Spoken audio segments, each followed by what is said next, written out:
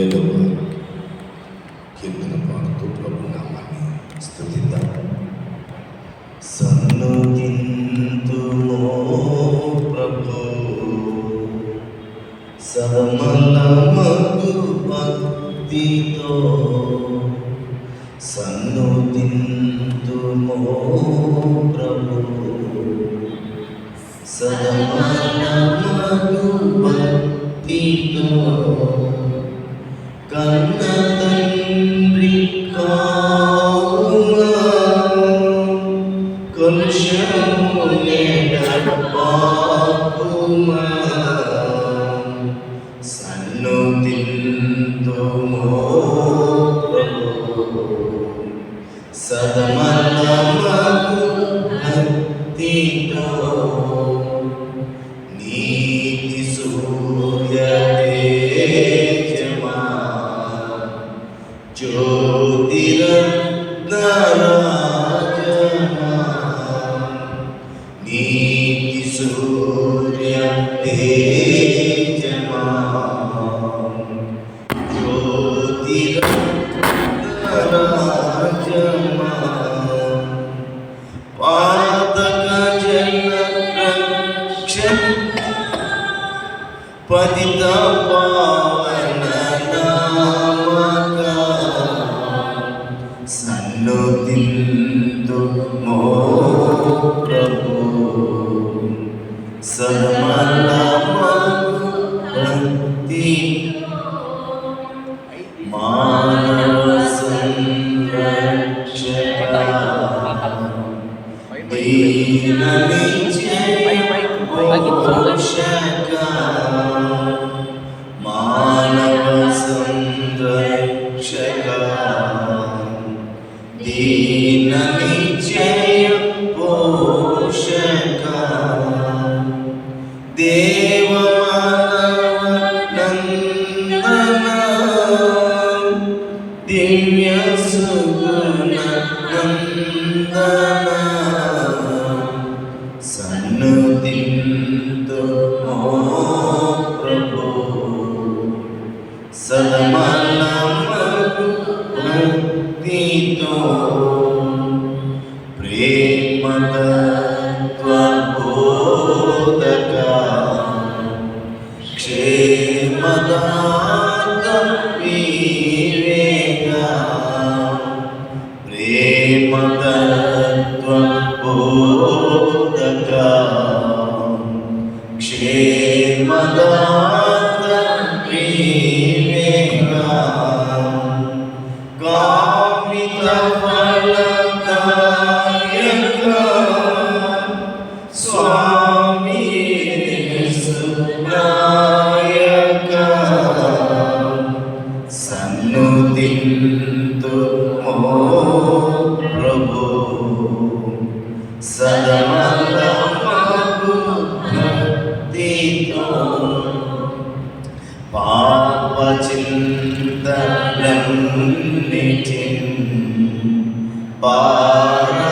పారదోలుమో ప్రభు, పాప చింతలన్నిటిన్ పారదోలుమో ప్రభు, నీ పవిత్ర నామం నిరతము స్మరించెదన్,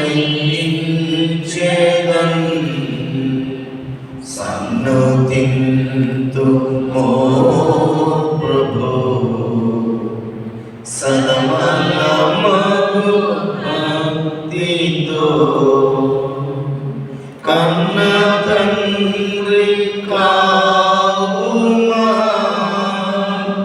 కలుషము నెడబాపుమా,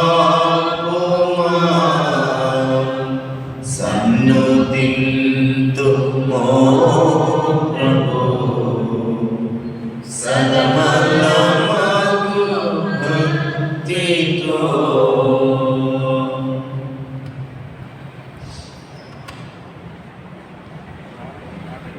314 చెప్ప దేవాదీన పాపిని ఎన్ని చరణాలు వచ్చా?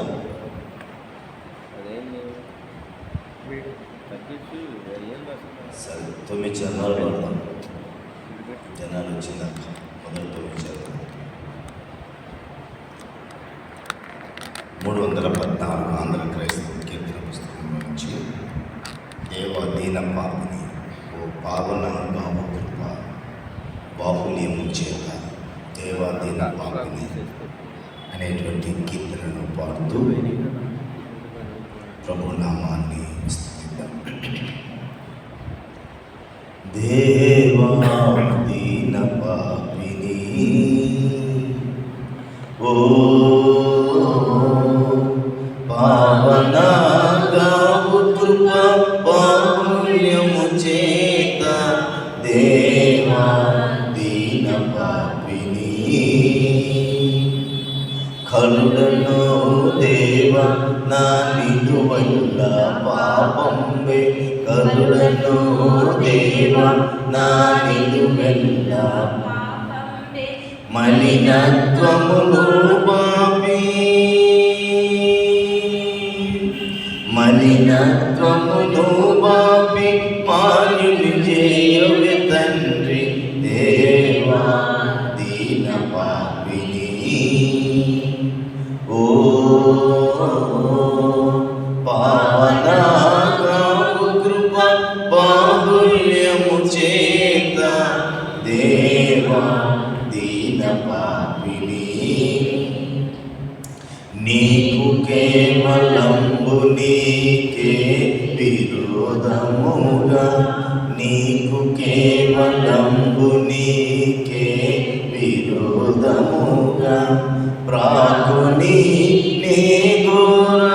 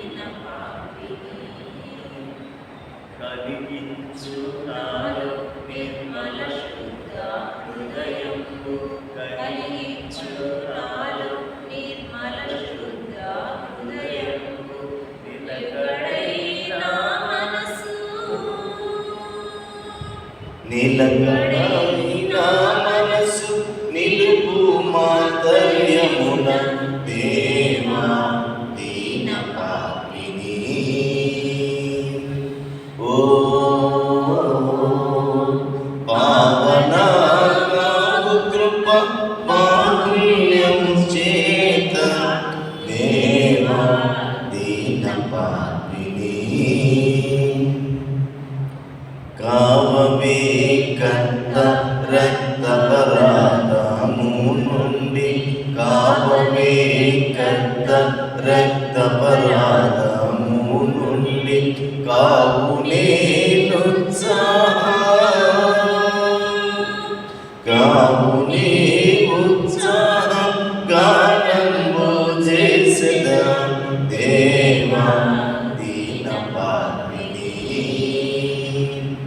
ఓ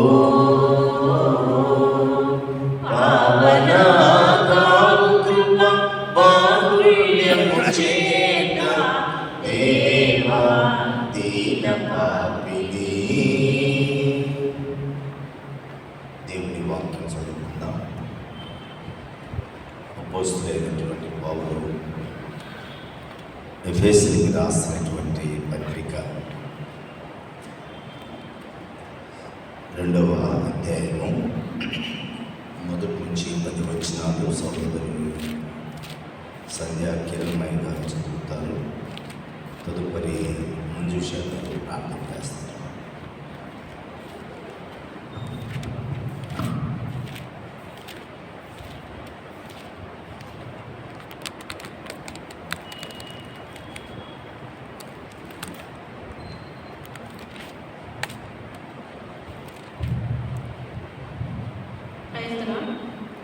నేటి దినము కొరకు ఏర్పాటు చేయబడిన వాక్య భాగము ఎఫెసీయులకు రాసిన పత్రిక 2వ అధ్యాయం 1వ వచనం నుంచి 10వ వచనం వరకు చదువుతాను.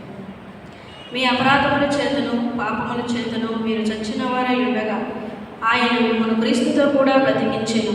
మీరు వాటిని చేయుచు వాయుమండల సంబంధమైన అధిపతిని అనగా అవిధేయులైన వారిని ఇప్పుడు ప్రేరేపించు శక్తికి అధిపతిని అనుసరించి ఈ ప్రపంచ ధర్మము చొప్పున మునుపు నడుచుకొని వారితో కలిసి మనమందరము శరీరము యొక్కయు మనస్సు యొక్కయు కోరికలను నెరవేర్చుకొనుచు మన శరీరాశలను అనుసరించి మునుపు ప్రవర్తించుచు కడమవారి వలె స్వభావ సిద్ధముగా దేవోగ్రతకు పాత్రులమయ్యుండి అయినను దేవుడు కరుణా సంపన్నుడై ఉండి మనము మన అపరాధముల చేత చచ్చిన వారమై ఉండినప్పుడు సైతము మన ఎడలు చూపిన తన మహా ప్రేమ చేత మనను క్రీస్తుతో కూడా బ్రతికించెను.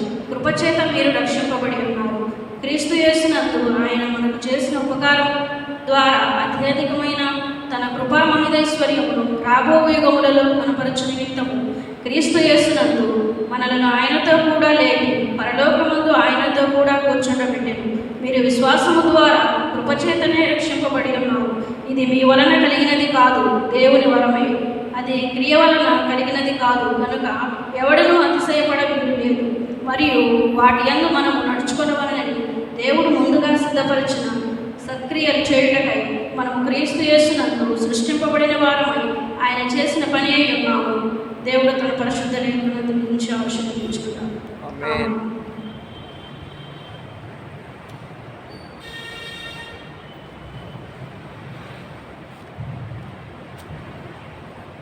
పరిశుద్ధిగా ప్రేమ కలిగిన నా ప్రియ పరలోకపు తండ్రి, మీ బంగారు పాదములకు కోట్ల కొలది కృతజ్ఞతాస్తుతులు స్తోత్రాలు చెల్లించుకుంటున్నాం నాయన.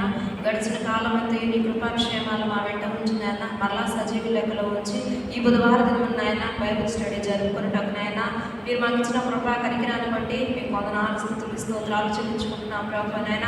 పాటల ద్వారా మీ నామానికి మహిమ తెచ్చుకున్నందుకు మీకు వందనాలు ప్రభు నాయన. వాక్య ధ్యానంలోకి వెళ్ళబోచుండగా నాయన మీ దేవ దాస్తున్న ప్రభు నాయన మీ ఆత్మతో అభిషేకించండి నాయన. ఏ వాక్యం అయితే ప్రభునైనా నా మా హృదయాలకు అవసరమో ఆ వాక్యాన్ని నీ దాసుకు బోధించటకునైనా ఆవిడకు తోడుగా ఉండి ఆవిడ ముఖాంతరంలో ఉండి మీరు మాట్లాడవలసిందిగా వేడుకుంటున్నాం దేవా. మీకు వందనాలయ్యా. ఆవిడ వాక్యం చెప్పుచుండగా ప్రభునైనా వినగలిచేవి గ్రహింపగల మనసును మీరు మాకు అనుగ్రహించవలసిందిగా వేడుకుంటున్నాం నాయన. వాక్యం చెప్పుచుండగా నాయన వేటిని విడిచిపెట్టాలో వాటిని విడిచిపెట్టినైనా వేటిని మా హృదయంలో భద్రపరుచుకునైనా మా జీవితంలో అనుసరించాలో అటువంటి భయమును భక్తిని నాయన అటువంటి నాయన వాక్యానుసారమైన జీవితాలను మీరు మాకు దయచేయవలసిందిగా వేడుకుంటూ ప్రభు నాయన. అయా నేను సంపూర్ణంగా గుర్తెరిగితేనే కానీ నాయన నేను ఉండి నేను ఫలించే అనుభవంలోనికి మేము ఉంటాం కాబట్టి ప్రభు నాయన మిమ్మల్ని ఏంటో పూర్తిగా గుర్తెరుగుటకు ప్రభునైనా మా మనోనేత్రాలకు ఉన్నటువంటి గుడ్డితనాన్ని తొలగించుకొని ప్రభునైనా పరిపూర్ణంగా నన్ను గుర్తెరిగేనైనా సంఘముగా నన్ను మమ్మల్ని మీరు చేయమని ప్రభునైనా ఈ ఆరాధన అంతట్లో మీరే తోడుగా ఉండి మీ నామానికి మహిమను మాకు ఆశీర్వాదం దయచేయమని యేసుక్రీస్తు నామములో అడిగి వేడుకొని ప్రార్థిస్తూ ఉన్నాను నా ప్రియ పరలోకపు తండ్రి.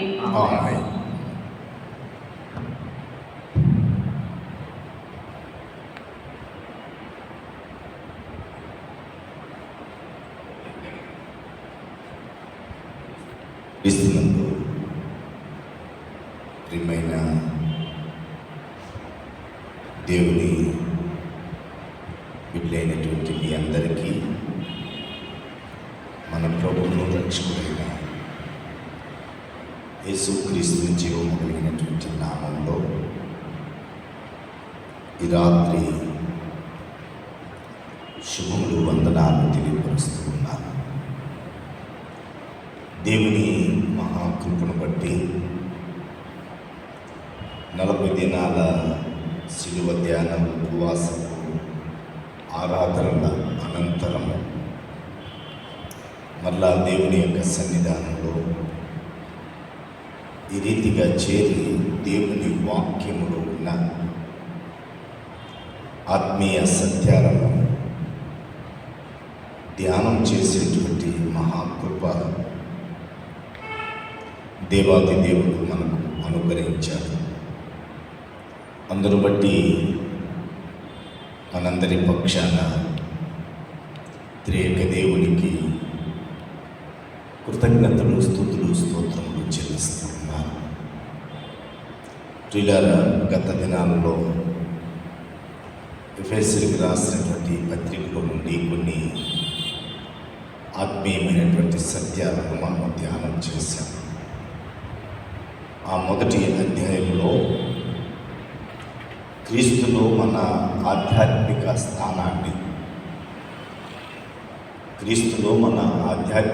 స్థానాన్ని వివరించిన పౌలు గారు మరొక హర్షణీయమైన సత్యాన్ని తెలియజేశారు. ఈ 2వ అధ్యాయంలో క్రీస్తులో మన ఆధ్యాత్మిక స్థానాన్ని గురించి మొదట పౌలు తెలియపరిచి పాపులందరి కోసం, ఆ మొదటి అధ్యాయంలో పాపులందరి కోసం దేవుడు ఏం చేశాడో దానిని వివరించి, ముఖ్యంగా అన్యజనుల కోసం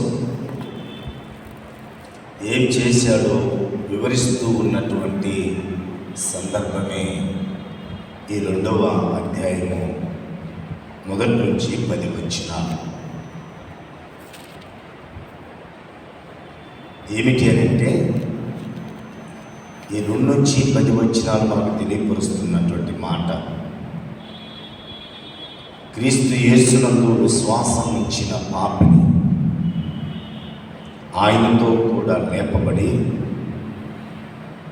పరలోకమందు కూర్చుండబెట్టబడిను అనేటువంటి మాట ఈ 10 వచనాల్లో మనం చూస్తాం.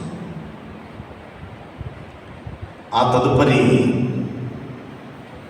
11 నుంచి 22 వచనాల్లో విశ్వసించిన యూదులు,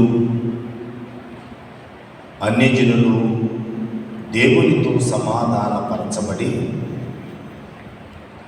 పరిశుద్ధ ఆలయముగా కట్టబడుచున్నారు అనేటువంటి సత్యాన్ని ఆ 2వ అధ్యాయం 11 నుంచి 22 వచనాల్లో పరిశుద్ధాత్మ ప్రేరణతోటి పౌలు గారు మనకు తెలియపరిచారు. ఇది ఎంతో దేవుని యొక్క కృప. ఎంత అద్భుతమైనదంటే,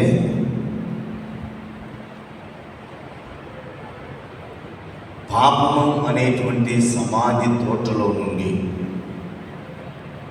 మనలను పరలోకానికి తీసుకుని వెళ్ళేటువంటి, పరలోక మహిమలో చేర్చబడేటువంటి విధానాలను ఈ వచనాలు మనకు నేర్పిస్తూ ఉన్నాయి. పాపులను పరలోక ప్రవేశంలోనికి ప్రవేశింపబడాలి అని అంటే, లేక పాపంలో ఉన్నటువంటి వారు పరిశుద్ధులుగా జీవించటం ఎలా నేర్పించేటువంటి ఆధ్యాత్మికమైనటువంటి పాఠమే ఈ ఎఫెసీ పత్రిక 2వ అధ్యాయము మొదటి నుంచి 11 వచనాలు మనం చూస్తాం. దీనిని ఈ 11 వచనాలు 4 భాగాలుగా మనం ఆలోచన చేస్తాం. అది గుర్తుపెట్టుకోవాలి. అయితే ఈ 11 లేకపోతే ఈ అధ్యాయానికి మనం పెట్టుకున్నటువంటి టైటిల్ ఏమిటంటే, సమాధుల తోట నుండి బయటకు రా. ఈ అంశాన్ని ఒకసారి మనం ఆలోచన చేయాలి. సమాధి తోటలో నుండి బయటికి రావాల్సినటువంటి వారెవరు? మృతులు. అది కూడా ఎప్పుడు జరుగుతుంది? ప్రభు రాకడలో జరుగుతుంది. అది ఏర్పాటు చేయబడినటువంటి ఈ అంశము లేకపోతే ఈ టైటిల్ను మనము ఆలోచన చేస్తే భౌతికంగా మరణించినటువంటి వారిని గురించి కాదు ఈ యొక్క అంశాన్ని ఏర్పాటు చేయబడి ఉంది. ఆధ్యాత్మికమైనటువంటి మరణము నొందిన వారిని గురించి ఏర్పాటు చేయబడినటువంటి అంశం. మనము చదవబడినటువంటి లేఖనంలో 2వ అధ్యాయము ఆ మొదటి వచనంలో మీ అపరాధముల చేతను పాపముల చేతను మీరు సచ్చిన వారై ఉండగా, బ్రతికుండి, భౌతికంగా బ్రతికుండి ఆత్మీయంగా మరణించినటువంటి వారిని గురించి పౌలు మాట్లాడుతూ ఉన్నటువంటి మాట. అంటే ఆధ్యాత్మికంగా మరణము నొందాము కనుక సమాధి తోటలో మనము ఉన్నట్లే. ఇంకో మాటను కూడా మనం చూస్తాము. అది ఏమిటి అనంటే తిమోతికి రాసినటువంటి మొదటి పత్రిక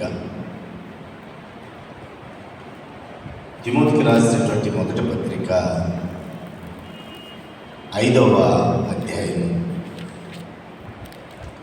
6వ వచనంలో,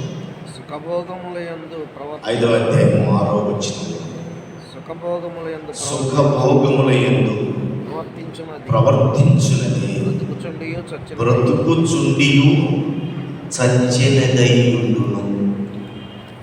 అంటే ఈ అంశము బ్రతికి ఉండి చచ్చినటువంటి వారికి,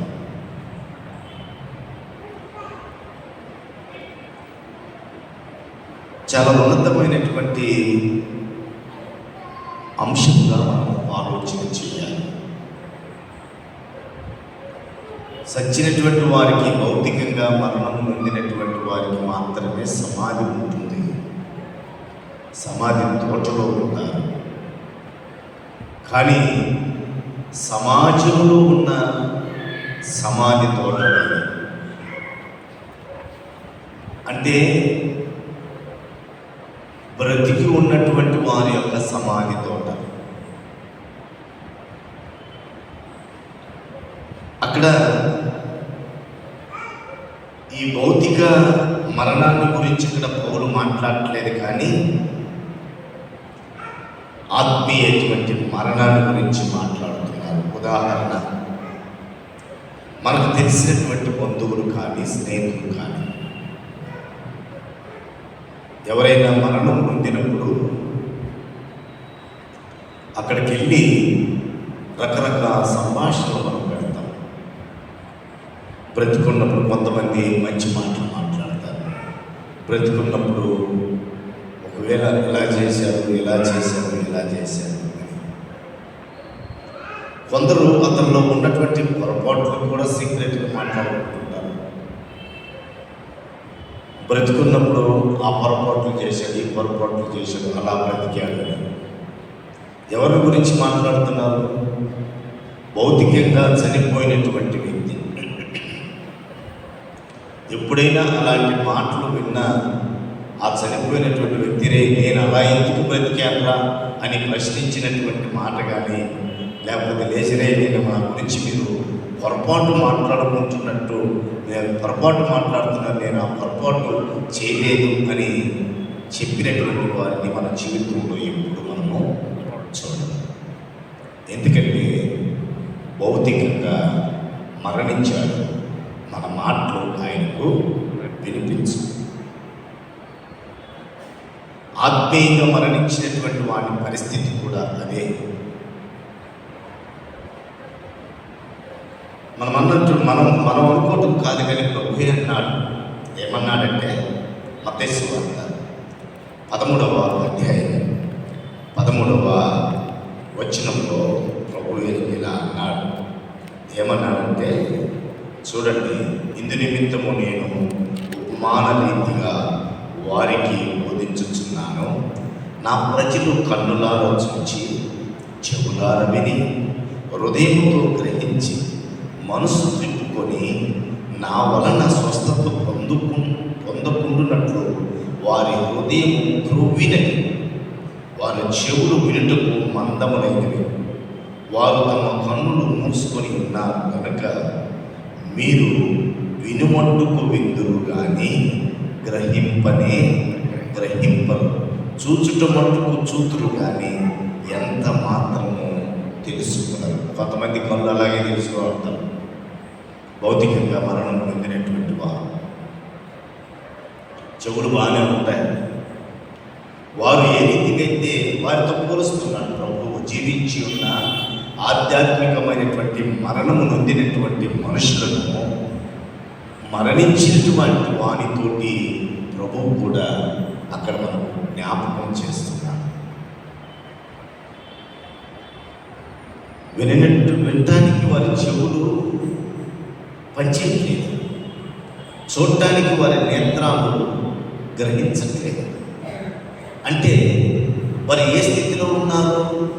మరణమైనటువంటి స్థితిలో, సమాధిలో పెట్టేటువంటి లేదా సమాధిలో పెట్టినటువంటి మనుషుని పోలి ఉన్నాడు. ఆత్మీయంగా ఆధ్యాత్మికంగా మరణించినటువంటి వ్యక్తి సమాధి తోటలోనే ఉన్నాడు. అందుకే ఈ టైటిల్ మనం పెట్టుకోవటానికి ఉపయోగపడింది. బ్రతికి ఉండి సమాధి తోటలో ఉన్నటువంటి మానవుడు. మట్టిపైనే లేదు కానీ మట్టిపైన ఏకపోయినా మట్టితో పూడ్చిపెట్టినటువంటి మానవుడుగానే ఉన్నారు. దీనంతటికీ కారణం 4 విధాలుగా మనం ఈ మాటను చూస్తాం అన్నాం కదా. మొట్టమొదటి ఏమిటంటే, మనకు వ్యతిరేకంగా పనిచేస్తున్న పాప నియమము. మనకు వ్యతిరేకముగా పనిచేస్తున్న పాప నియమము. ఇది 2వ అధ్యాయం మొదటి 3 వచనాలను మనం చూస్తాం. మనకు వ్యతిరేకంగా పనిచేస్తున్న పాప నియమము ఏమిటి? ఆధ్యాత్మిక మరణము. కారణము ఏమిటంటే అక్కడే రాయబడ్డాడు, మీ అపరాధముల చేతను పాపముల చేతను. అపరాధముల చేతను పాపముల చేతను. 2 విషయాలు మనకు అక్కడ కనపడతాయి. మనకు వ్యతిరేకంగా పనిచేస్తున్న పాప నియమం ఏమిటి అని అంటే, మన అపరాధములు, మన పాపములు. ఇవి మనలను సమాధి తోటలో ఉంచినవి.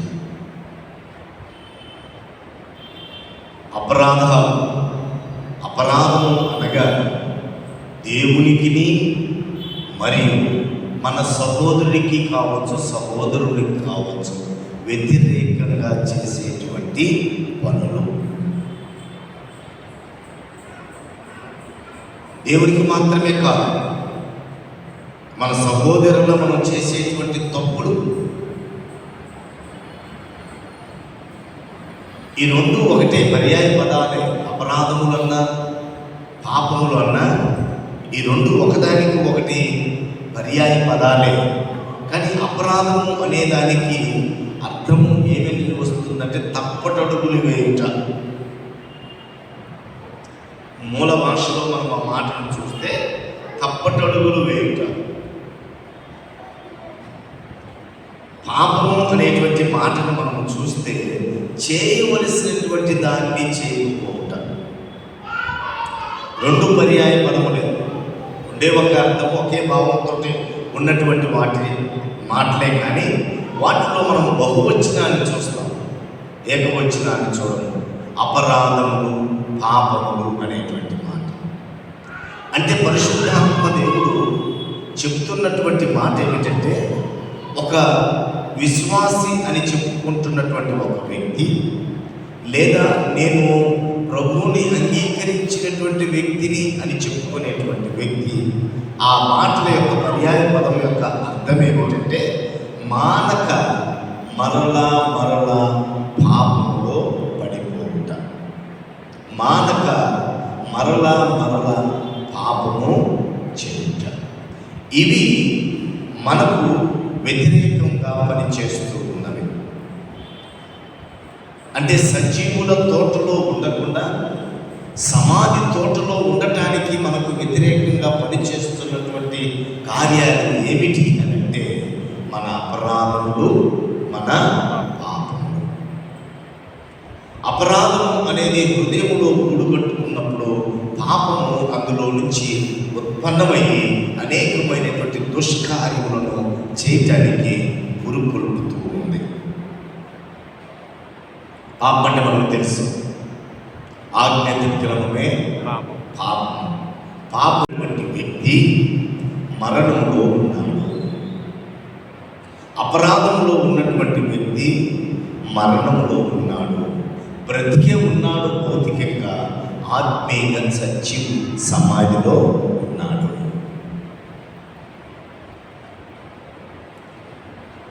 చాలామందిని ఆత్మీయమైనటువంటి జీవితం జీవిస్తూ ఉన్నాము అని చెబుతూ పదే పదే మరలా మానక అదే పొరపాటు చేస్తూ ఉన్నాడు అనంటే మరి ఎవడు అనంటే సమాధిలో ఉన్న ఒక వ్యక్తి, సమాధి తోటలో ఉన్నటువంటి, అంటే ఆధ్యాత్మికంగా ఆత్మీయంగా మరణము నొందినటువంటి వ్యక్తే అని ఇక్కడ పరిశుద్ధ ఆత్మదేవుడు మనకు తెలియపరుస్తూ ఉన్నటువంటి సత్యం. మీ అపరాధముల చేత, అంటే మన అపరాధముల చేత, పాపముల చేత మనము చచ్చినటువంటి వారమై ఉండగా అవి మనకు వ్యతిరేకమైనటువంటి పాపాన్ని దేవునికి దూరపరుస్తున్నవి. మరణం అంటే తెలిసి చాలా పర్యాయములు అనేక జ్ఞాపకార్థ కూటాల్లోనూ ఆయా మరణించిన సందర్భాల్లోనూ మనము జ్ఞాపకం చేస్తూ ఉంటాం. వేరుపరచుట, లేకపోతే ఎడబాటు అనేటువంటి మాటలు. అది ఈ మరణం గురించి మాట్లాడుతున్నటువంటి మాట ఏమిటంటే, భౌతికమైనటువంటి దేహము ఆత్మ వేరు చేయబడటం మరణం. కానీ ఈ మరణము ఏమిటంటే, ఏదో ఒక రోజు ఈ భౌతికమైనటువంటి శరీరము, ఇందులో ఉన్నటువంటి ఆత్మ వేరైపోవాల్సిందే.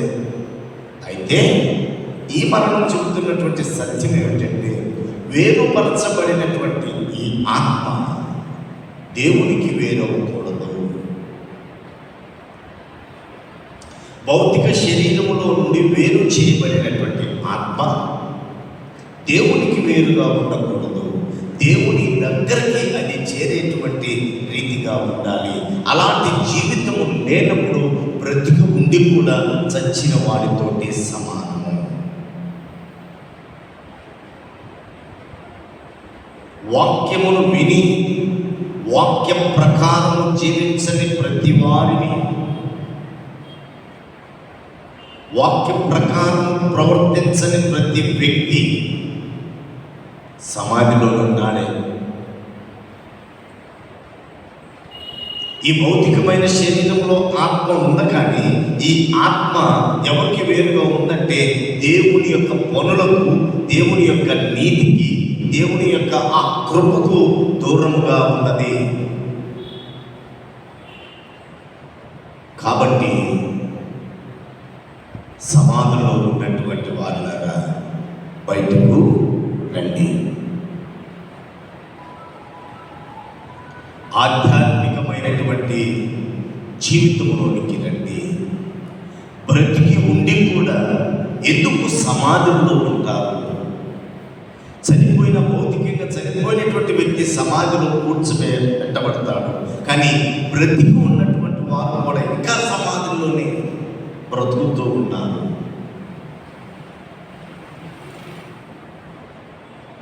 బయటకు రండి. యాకోబు పత్రికలో చెప్తాడు, అది మనం తర్వాత చూద్దాము. యెషయా గ్రంథంలో చెప్తాడు, 59వ అధ్యాయం 2వ వచనం. యెషయా గ్రంథము 59వ మీ పాపములు ఆయన ముఖమును మీకు మరుగపరిచెను. చాలు. మీ అంటే మన పాపములు ఆయన ముఖమును మనకు మరుగుపరిచెను. మన పాపములు ఆయన ముఖమును మనకు మరుగుపరిచెను. అంటే ఆత్మ ఎవరికి వ్యతిరేకంగా ఉంది? దేవునికి వ్యతిరేకంగా, పాపముకు సహవాసంలో ఉంది. దేవుని సన్నిధికి, దేవుని యొక్క సహవాసానికి వ్యతిరేకంగాను పాపములకు సన్నిహితముగా జీవిస్తూ ఉంది. కనుక దేవుని ముఖ దర్శనము చూచేటువంటి వాక్యమును పోగొడుతూ ఉంది. ఏమిటి అంటే ఆ పాప నియమాలు, మనకు వ్యతిరేకంగా చేస్తున్నటువంటి పాప నియమాలు, మన అపరాధములు, మన పాపములు మానక మరల అదే చేయటం వల్ల మనము సమాధుల తోటలోనే ఉన్నాము అనేటువంటి సత్యము మనకు జ్ఞాపకం చేస్తూ ఉంది.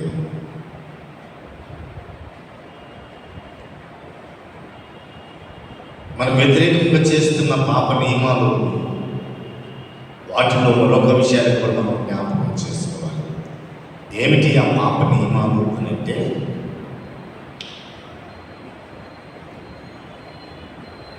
అవిశ్వాసి అంటే అవిశ్వాసములో ఉన్నటువంటి స్త్రీ కావచ్చు, పురుషుడు కావచ్చు, సంఘము కావచ్చు,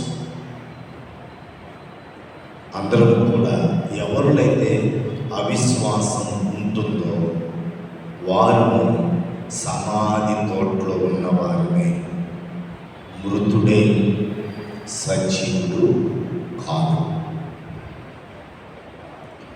మృతుడైనటువంటి వానికి ప్రాణవాయువు పెట్టిన ఉపయోగం లేదు. ఆక్సిజన్ పెడితే ప్రార్థించినటువంటి వాడు మళ్ళా తిరిగి లేస్తాడు? లేదు. మృతుడైనటువంటి వానికి ఏమి కావాలంటే పునరుద్ధానం కావాలి, మళ్ళా పునరుజ్జీవం కావాలి. అవిశ్వాసి అనేటువంటి వాడు రోగి కాదు ఆక్సిజన్ పెట్టడానికి. అవిశ్వాసి అనేటువంటి వాడు ఆవిడ మృతుడే. ఇప్పుడు చూడండి, యాకోబు పత్రిక 2వ అధ్యాయం 26వ వచనం. చాలా అద్భుతమైనటువంటి మాట పరిశుద్ధాత్మ దేవుడు అక్కడ రాస్తాడు.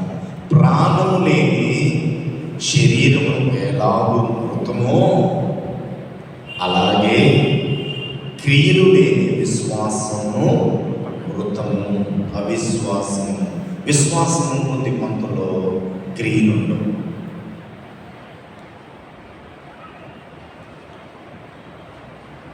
అవిశ్వాసిగా జీవించేటువంటి వ్యక్తి బ్రతుకున్నాడు. ప్రాణం లేని శరీరము ఎలాగ మృతమో అలాగే క్రియలు లేనిటువంటి విశ్వాసము మృతమే. అవిశ్వాసి మృతుడే, రోగి కాదు. రోగి అయితే ప్రాణవాయువు పెట్టచ్చు. అప్పుడు కొంతకాలం ఏదో ఒకటి చేస్తే అతను మళ్ళా తిరిగి కోలుకునేటువంటి పరిస్థితి ఉంది. కానీ అవిశ్వాసి ఎవడంట? మృతుడే.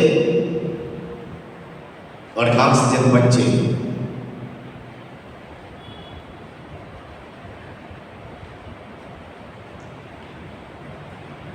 వారికి పునరుద్ధానము అవసరం, పునర్జీవము కాబట్టి మనకు వ్యతిరేకంగా చేస్తున్నటువంటి పాప నియమములో ప్రథమది ఏమిటి అని అంటే, ఒకటి అవిశ్వాసము. అవిశ్వాసి ఎవడైనా మృతుడే. వారు సమాజము అనేటువంటి తోటలో సజీవులుగా ఉన్న వారు సమాధిలో ఉన్న మృతదేహముతో సమానమే. అది సమాధులతోటే. కాబట్టి ఒకవేళ అవిశ్వాసిగా ఉంటే మృతుడివే. ఆ అవిశ్వాసంలో నుంచి బయటకు రా, విశ్వాసంలోనికి రా. ఒక వ్యక్తి అవిశ్వాసంలో పడిపోవాలన్నా, ఒక వ్యక్తి పాపంలో పడిపోవాలన్నా ప్రప్రథమైనది, ప్రారంభమైనది రెండవది ఏమిటంటే, అంటే ప్రథమదేది ఒక వ్యక్తి ప్రథమముగా పాపంలో పడిపోయిన వ్యక్తి కావచ్చు. ఒక వ్యక్తి ప్రప్రథముగా దేవునికి దూరము చేసేటువంటి మొట్టమొదటి కార్యం ఏమిటంటే అవిధేయత.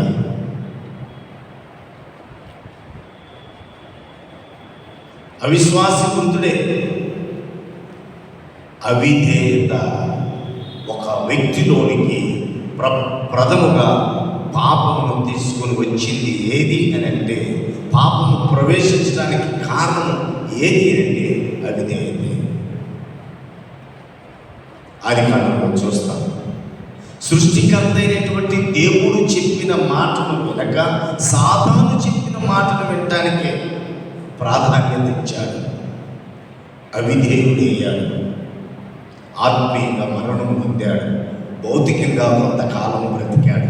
తదుపరి భౌతికంగా కూడా మరణం అతనికి సంప్రాప్తమైంది. బ్రతికి ఉండి కూడా సమాజంలోనే ఉన్నాడు. దేవునికి వేరైపోయాడు. దేవునితో సహవాసం దిగిపోయింది. దేవునితో ఉన్నటువంటి ఆ సంభాషణ దిగిపోయింది. ఒంటరివాడు. ఒక వ్యక్తి పాపంలో పడ్డాడు అంటే ప్రప్రథముగా అతని జీవితాన్ని ప్రభావితం చేసింది ఏదైనా ఉన్నది అని అంటే అది అవిధేయత. దేవుని మాటకు, దేవుని వాక్యములకు విధేయత చూపించని ప్రతి ఒక్కరము చచ్చినటువంటి వారమే. చచ్చిన వాడు సమాధిలో ఉన్నవాడే.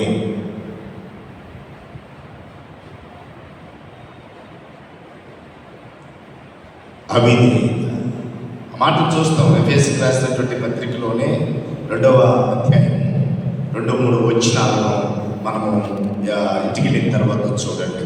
2-3 వచనాలు అదే మనం చూస్తే అవిధేయత.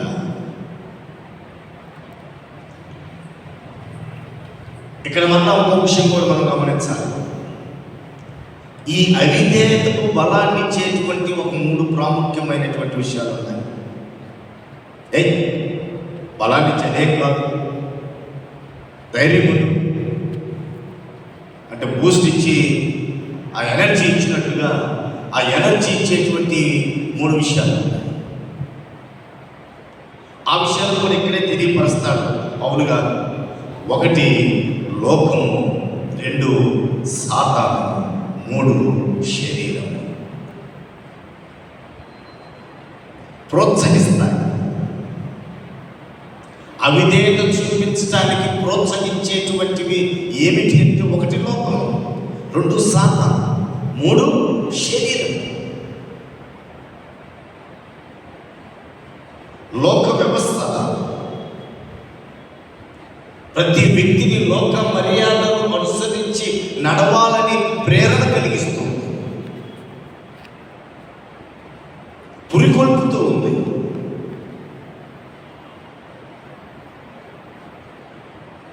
ఆ లోక వ్యవస్థ లోకాన్ని చూచినప్పుడు, ఆ లోకంలో జరిగేటువంటి కార్యకలాపాలను మనం గమనించినప్పుడు మనలో కూడా ఆ కార్యంలోనికి ప్రోత్సహించడానికి ధైర్యం ఇస్తుంది. వారేం లక్షణంగా ఉన్నారు కదా, చేస్తూ కూడా పురుకొల్పోయేటువంటిది, ప్రోత్సహించేటువంటిది, ఒక బూస్ట్నిచ్చి ఉత్తేజపరిచేటువంటిది ఏమిటి అని అంటే లోకము. అందుకే పౌలు అన్నాడు, రోమీయులకు రాసినటువంటి పత్రిక 12వ అధ్యాయము 2వ వచనంలో లోక మర్యాదలను అనుసరింపక, అది పురుకొల్పుతుంది లోకము. లోకంలో వారు ఎంజాయ్ చేస్తున్నారు. లోక వ్యవస్థ విచ్చలవిడిగా ఉంది. వారికి ఏమీ కావట్లేదు. మాకేమైంది? మీరు ఎందుకు భయపడతారు?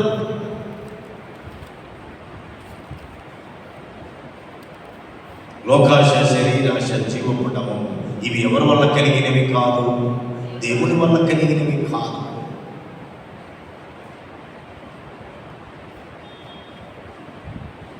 మనకు వ్యతిరేకంగా చేస్తున్న పాపపు వ్యవస్థ లోకము. లోకాన్ని అనుసరిస్తే లోకం ప్రోత్సహిస్తుంది. తప్పేం లేదులే, ఇంటికి పోతే ఎవరికి తెలిసిన కార్యరా, నేను చేసిన దగ్గర తెలుసుదే పురుకొల్పుతూ ఉత్తేజపరుస్తుంది లోకం. ఎవరికి లోకాన్ని ఆశించగరా? అది లోకము అపవాది యొక్క అధికారం కింద ఉంది. ఆ అపవాది రాజ్యంలోనికి నువ్వు ప్రవేశించకు అని దేవుని యొక్క వాక్యము స్పష్టంగా బయలుపరుస్తూ ఉంటే, ఈ లోకం ఏం చేస్తుందంటే ఆకర్షించి దేవుని యొక్క వాక్యానికి అవిధేయత చూపించేటువంటి దారిలోనికి తీసుకుని వస్తుంది.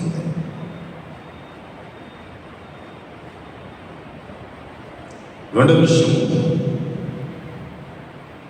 అందుకే ప్రభు అన్నారు, ఈ మాట మనం చూడాలి. యోహాను సువార్త 8వ అధ్యాయం, యోహాను సువార్త 8వ అధ్యాయం ప్రభు చెబుతున్నాడు దాని గురించి. తాను 8వ అధ్యాయం 23వ వచనంలో ఆయన అంటాడు, అప్పుడు ఆయన, మీరు క్రింది వారు, నేను పైనున్నవాడు. మీరు ఈ లోక సంబంధులు, నేను ఈ లోక సంబంధులను కాను అని చెబుతూ అదే యోహాను సువార్తలో 17వ అధ్యాయంలోనికి రండి. 17వ అధ్యాయంలో 14వ వచనంలో చెప్తాడు, ప్రభువారు చెప్తాడు ఏమంటే, వారికి నీ వాక్యం ఇచ్చి ఉన్నాను, నేను లోక సంబంధిని కానట్టు వారును లోక సంబంధులు కారు కనుక లోకము వారిని ద్వేషించును. ఆ కరుణామయుడు, నేను పైనుండి వచ్చిన వాడిని మీరు కిందవారు, మీకు పైన సంబంధం లేదని మొదట చెప్పినటువంటి ప్రభు ఇప్పుడు 17వ అధ్యాయంలోనికి వస్తే, మిమ్మల్ని కూడా నేను మీకు వాక్యాన్ని ఇచ్చి ఉన్నాను, మీరు లోక సంబంధులు కాదు. ఎప్పుడు వాక్యం వచ్చినప్పుడు ఆయన చెబుతున్నటువంటి మాట, మీకు వారికి నీ వాక్యం ఇచ్చి ఉన్నాను, నేను లోక సంబంధిని కానట్టు వారు లోక సంబంధులు కారు కనుక లోకము వారిని ద్వేషించును. ద్వేషిస్తూ ఉందంటే సమాధిలో లేవు. లోకము మనలను ద్వేషిస్తూ ఉందంటే, ఒక వ్యక్తిని హేళన చేస్తుందంటే, ఒక వ్యక్తిని అసహించుకుంటుందంటే లోకము, ఒక వ్యక్తిని ఎగతాళి చేస్తుందంటే మనం ఎక్కడ లేము, లోకంలో లేము. ఒక వ్యక్తిని ఆహ్వానిస్తుందంటే, ఒక వ్యక్తిని తన అప్పుని చేర్చుకుంటుందంటే, ఒక వ్యక్తిని ప్రోత్సహిస్తుంది లోకం అంటే ఎక్కడున్నా లోకంలో ఉన్నాం. కాబట్టి లోకములో ఉంటే అది అవిధేయత, వాక్యాన్ని విడిచిపెట్టాడు. లోక సంబంధిని పరలోక సంబంధిగా ఆయన చేస్తే మనం ఏం చేసామంటే ఆ పరలోక సంబంధాన్ని విడిచిపెట్టి వాక్యానికి అవిధేయులమై లోకములో బ్రతకటానికి ఇష్టపడుతున్నాము. ఆ లోకములో బ్రతకటమే సమాధిలో ఉండటము. మొట్టమొదటి మీరు కాదు, మన సంబంధం కాదు. మీరు నేను మాత్రమే మన సంబంధం, నేను ఎక్కడ వాడిని, మీరు కింద వారే. కానీ ఇప్పుడు నా వాక్యము నుంచి మిమ్మల్ని మన సంబంధులుగా చేశాను, మీరు లోకస్తులు కారు అని ప్రభు చెప్తే, ఈ వాక్యము వారం వారం లేకపోతే అనేక మాధ్యమాల్లో ఆలోచిస్తూ ఉంటాము. లోకంలో ఉన్నటువంటి ధర్మం చూపించడానికి ఇష్టపడతాం, కానీ క్రీస్తులో వినయం చూపించడానికి అంగీకరించము.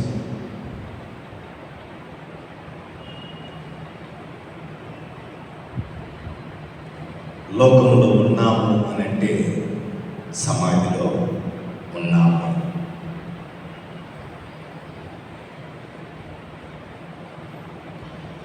సాతాను.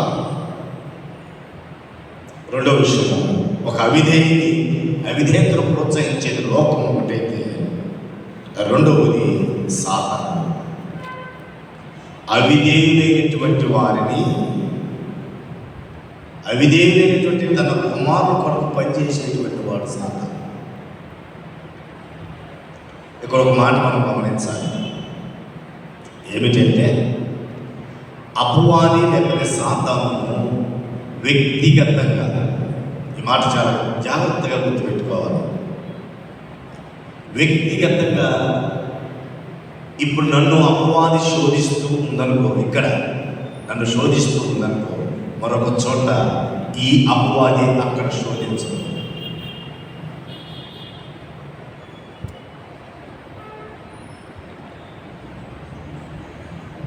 ఈ అపవాది అక్కడ కూడా ఉంటే, ఇక్కడ ఉండి అక్కడ ఉంటే, వాడు సర్వవ్యాప్తి.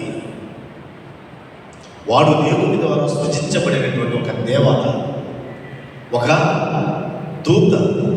అపవాది తనతో కూడా అది తను ఆ మహిమ సింహాసనం ఎదురు నుండి త్రోయివేయబడినప్పుడు తనకు సపోర్ట్ చేసిన కొన్ని కోటాను కోట్ల తన యొక్క సమూహాన్ని, తన అనుచరులను కూడా భూమి మీద త్రోసివేయబడ్డాడు. కాబట్టి నన్ను ఇక్కడ ప్రధానుడు నన్ను ఇక్కడ ప్రేరేపణ కలిగిస్తుంటే, అక్కడ వాడి సమూహం మాత్రమే ప్రేరేపణ కలిగిస్తుంది, కానీ వీడు అక్కడ ఇక్కడ అన్ని చోట్ల ఉండేటువంటి సామర్థ్యం వీళ్ళు లేదు. ఎఫెసీయులకు రాసినటువంటి పత్రిక 6వ అధ్యాయంలో చూస్తున్నాం అన్నమాట. ఎఫెసీయులకు రాసినటువంటి పత్రిక 6వ అధ్యాయం 11-12 వచనాలు మనం చూస్తే, మీరు అపవాది తంత్రములను ఎదిరించుటకు శక్తిమంతులున్నట్లు దేవుడిచ్చు సర్వాంగ కవచము ధరించుకున్నది. ఏలైనగా మనము పోరాడునది శరీరులతో కాదు, కానీ ప్రధానులతోనూ అధికారులతోనూ ప్రస్తుత అంధకార సంబంధులకు లోకనాథులతో ఆకాశ మండలమందున్న దురాత్మల సమూహంతో పోరాడుచున్నాము. ఇది ఒక సమూహము. అన్ని చోట్ల ఒకే నిమిషము ఒకే సమయంలో ఉండగలిగినటువంటి వాడు దేవుడు, ఆయన సృష్టికర్త మాత్రమే. ఇక్కడ ఈ రూపము, అక్కడ మరొక రూపం చూపించేటువంటి వాడు కాదు ఈ దేవుడు. అన్ని చోట్ల ఉండేటువంటి వాడు దేవుడు, కానీ ఒక చోటే తన కార్యములు చేస్తూ మిగిలిన చోట తన యొక్క సమూహంతో పనిచేసేటువంటి వాడు అపవాది. వాడి మాటలు వినటానికి అంగీకరిస్తాము, కానీ అంటే ఆ శక్తి లేనటువంటి వాడి మాటలు వినటానికి అంగీకరిస్తాం. వాడు ప్రోత్సహిస్తే ఆ మాటలకు లోబడతాం. అదే జరిగింది ప్రారంభంలో. మీరు చావనే ఈ అబద్ధికుడు, అబద్ధానికి విధేయత చూపిస్తున్నాం, సత్యానికి అవిధేయత చూపిస్తున్నాం. యోహాను సువార్త 12వ అధ్యాయం, యోహాను సువార్త 12వ అధ్యాయంలో ఒక మాట చూస్తాం 31వ వచనంలో. అది ఏమిటంటే, ఇప్పుడు ఈ లోకమునకు తీర్పు జరుగుతున్నది. ఇప్పుడు ఈ లోకాధికారి బయటకు త్రోయవేయబడును. అంటే లోకంలో ఉన్న అపవాది తన అధికారానికి, అబద్ధానికి మానవుడు విధేయత చూపిస్తున్నాడు, కానీ సర్వాధికారి అయినటువంటి దేవుని మాటకు, వాక్యం ఇచ్చిన వాక్యమును మరిచి పక్కకు నెట్టి ఆ వాక్యాన్ని ఖాతరు చేయకుండా అపవాది మాటలని లక్ష్యముగా ఉంచుకొని జీవిస్తూ ఉన్నటువంటి వాడు ఎక్కడున్నాడంటే సమాధుల్లోనే. మూడవది శరీరము అంటే మనకు కనపడేటువంటి ఈ భౌతికమైనటువంటి ఈ దేహం కాదు. ఇక్కడ పౌలు యొక్క ఉద్దేశం మన ప్రవర్తన, మన ఆలోచన విధానం, మన అంతరంగ స్వభావం, అంతరంగ పురుషుడు. వాడు ఏదైతే ఇష్టపడుతున్నాడో అది చేయటానికి మనము పురుకొల్పి పడుతున్నామే, కానీ అది మంచిదా చెడుదా, అది అసలు జీవితంలో చేయవచ్చా చేయకూడదా, శరీరం ఆశపడింది కాబట్టి, అది ఇచ్చేయించింది కాబట్టి, అది కోరుకుంది కాబట్టి, అది తప్పు ఒప్పు అనే ఆలోచన లేకుండా చేయాలని ఆశ కలిగించేటువంటి ఈ ప్రవర్తన అవిధేయతకు ప్రోత్సాహం ఇస్తుంది. శరీరానుసారంగా, అందుకే కదా దావీదు అంటాడు, నేను పాపంలో పుట్టాను, పాపంలోనే నా తల్లి నన్ను గర్భము ధరించింది. పాప స్వభావం కలిగిన శరీరము పాపాన్ని కోరుకుంటుంది. ఆ శరీరము, ఆ కోరికలను ఎవరమైతే తీర్చడానికి పురికొల్పబడతామో, ఆ కోరికల శరీరము ఆశించిన దానిని ఇవ్వటానికి ఎవరమైతే ఆరాటపడతామో వారిని కూడా ఎక్కడున్నాము అంటే సమాజంలో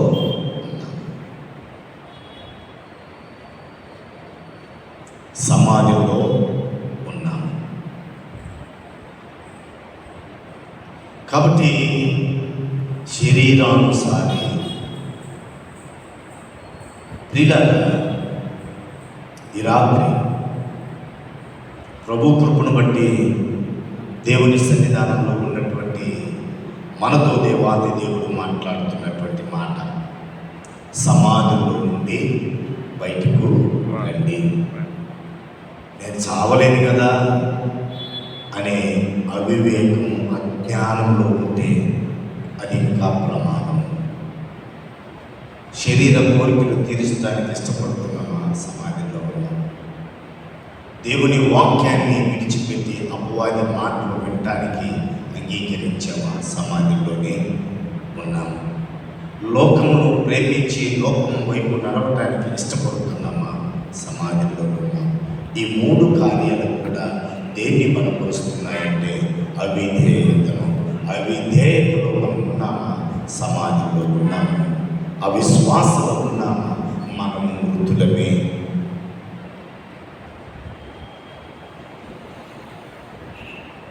కాబట్టి సుఖభోగములందు జీవిస్తూ ఉన్నటువంటి వాడు జీవించి ఉన్నను వాడు మృతుడు చచ్చిన వాడితో సమానం. మనము సమాధిలో నుండి బయటికి రావాలని పౌలు గారు అంటే పరిశుద్ధాత్మదేవుడు మనకు తెలియపరుస్తున్నటువంటి మాట, మనకు వ్యతిరేకముగా పనిచేస్తున్న పాప నియమములు, అది అవిశ్వాసము, అది అవిధేయత, లోకము, శరీరము, సాతాను.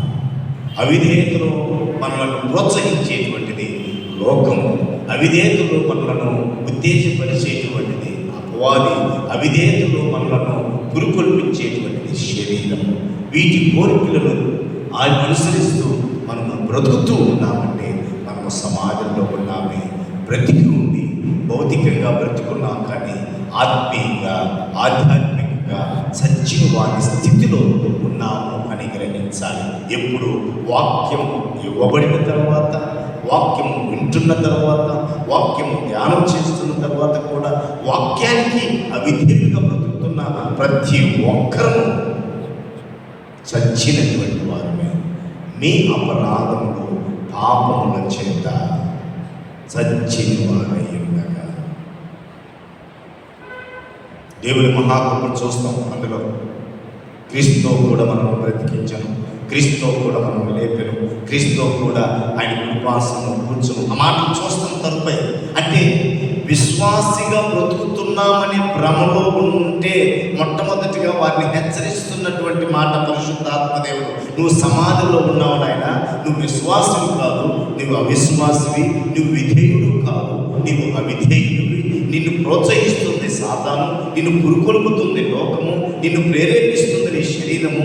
వీటిని అనుసరించి నువ్వు జీవించినప్పుడు నువ్వు బ్రతుకున్నావు అనుకుంటున్నావేమో కాదు, సత్యున్నావు.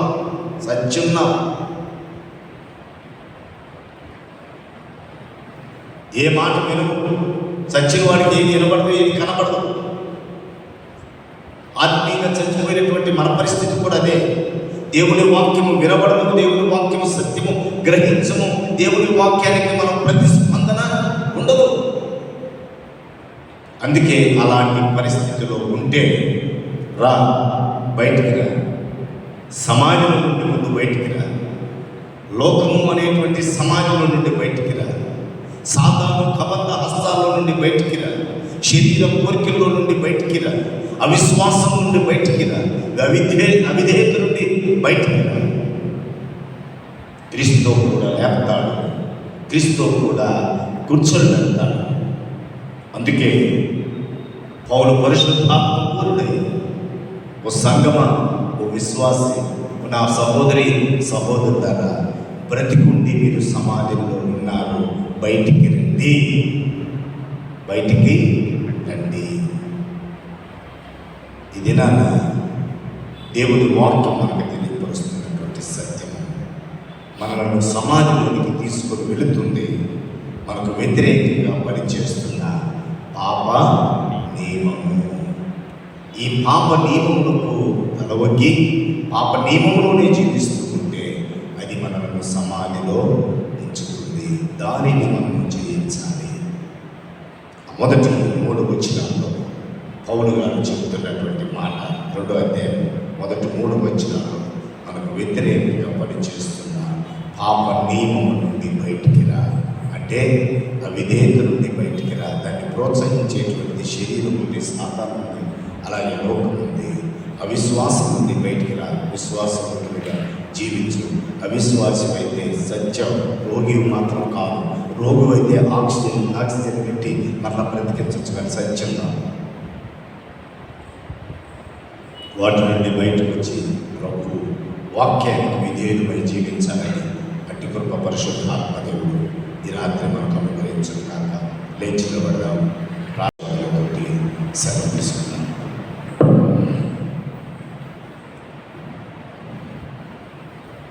ప్రేమ కలిగిన తండ్రి, కృపగల దేవునికి వందనాలు. సమయంలో కృతజ్ఞతలు స్తోత్రములు చెల్లిస్తున్నాం. బ్రతికి ఉన్నాం, కానీ ప్రభు మేము చచ్చిన వారితో సమానంగా ఉన్నాం.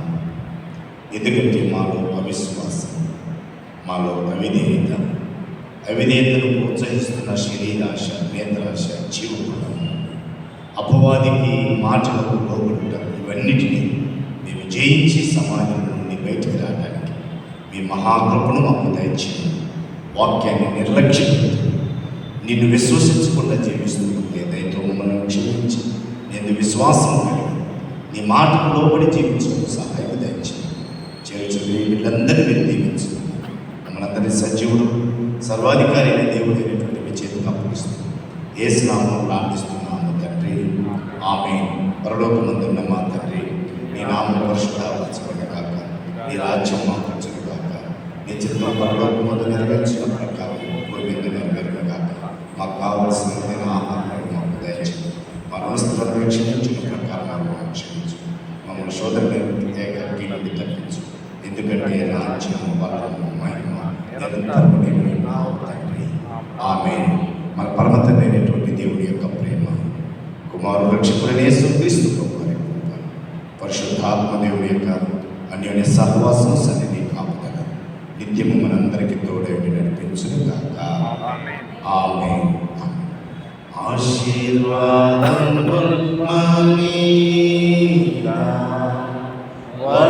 వర్షింపజేయు ఈశా,